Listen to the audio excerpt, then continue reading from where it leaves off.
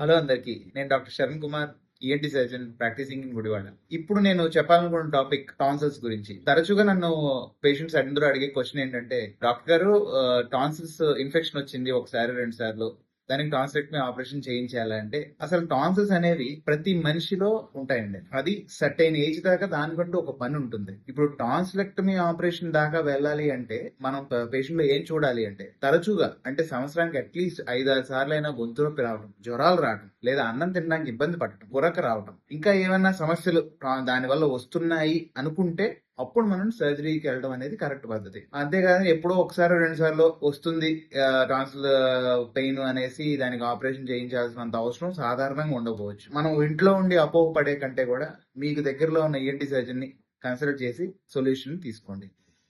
Thank you.